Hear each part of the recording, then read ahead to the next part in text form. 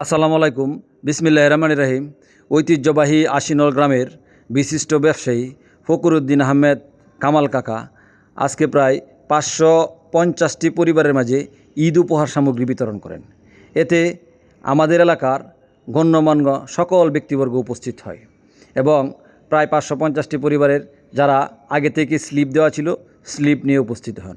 পবিত্র কোরআন তেলাওয়াতের মাধ্যমে অনুষ্ঠান শুরু হয় এবং সকলের স্বতঃস্ফূর্ত উপস্থিতি ছিল।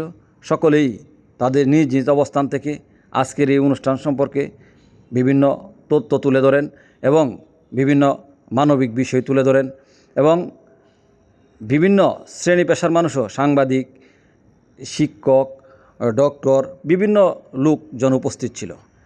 আসলে প্রত্যেকটা মানুষেরই নিজের এলাকার মানুষের প্রতি আত্মার একটা টান থাকা দরকার। কারণ যে এলাকার শৈশব কৈশোর কাটিয়ে পড়াশোনা করার জন্য বা কেরিয়ারের জন্য অন্য জায়গায় গিয়ে অনেকে সেটেল হয়, কিন্তু এলাকার প্রতি একটা টান থাকে। ফকরুদ্দিন কামাল আহমেদ কাকাও এর ব্যতিক্রম নয়। উনি ময়মনসিংহ সেটেল, ব্যবসা বাণিজ্য সব ময়মনসিংহ, কিন্তু এলাকার মানুষের প্রতি যে একটা টান, উনি এই ঈদ উপহার সামগ্রী বিতরণটা হয়তো ময়মনসিংহ করতে পারত, কিন্তু এলাকার মানুষের প্রতি তার মমত্ববোধ, টানের কারণে উনি নিজ এলাকায় এই ঈদ উপহার সামগ্রী প্রতি বছরই বিতরণ করেন। প্রত্যেক মানুষের নিজ এলাকায় অর্থাৎ নিজ এলাকার প্রতি টান, ভালোবাসা থাকা একটি ইতিবাচক সামাজিক ও মানবিক গুণ। এটি পারস্পরিক সৌহার্দ্য, বিপদে একে অপরকে পাশে দাঁড়ানো এবং এলাকাভিত্তিক ও উন্নয়ন ও সামাজিক বন্ধন মজবুত করতে সাহায্য করে। এই আত্মিক টান সামাজিক দায়বদ্ধতা, পারস্পরিক বিশ্বাস ও শ্রদ্ধাবোধ বাড়ায়। প্রত্যেকটা মানুষেরই উচিত এরকম তার নিজ জন্মভূমি অর্থাৎ প্রত্যেকেরই নিজ এলাকার স্বদেশের প্রতি টান থাকা উচিত। আজকে যেই তত্ত্বটি বেরিয়ে আসলো, আসলে মানুষের মন থাকতে হয়, মানবিকতার মন থাকতে হয়।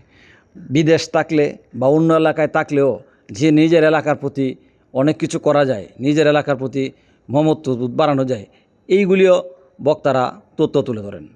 কারণ উনি থাকে ময়মনসিংহ, কিন্তু এলাকার মানুষের প্রতি যে ওনার আবেগ কাজ করে, এটা প্রমাণ হয়েছে ঈদ উপহার সামগ্রী বিতরণ এবং বিভিন্ন মসজিদ মাদ্রাসায়ও ওনার মানে দানের সম্পৃক্ততা রয়েছে। বিভিন্ন শ্রেণী পেশার মানুষ এই বক্তব্যগুলি তুলে ধরেন। মসজিদের ইমাম, শিক্ষক, রাজনীতিবিদ সকলেই ওনার যেই কর্মকাণ্ডগুলি তুলে ধরেন।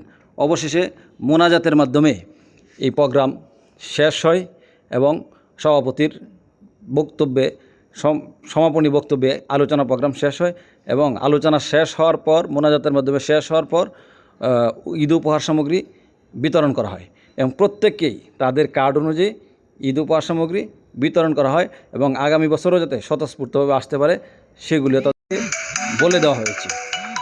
আজকে সকলের স্বতঃস্ফূর্ত অংশগ্রহণ ফকরুদ্দিন কামাল আহমেদ আরও উৎসাহিত হয়েছে।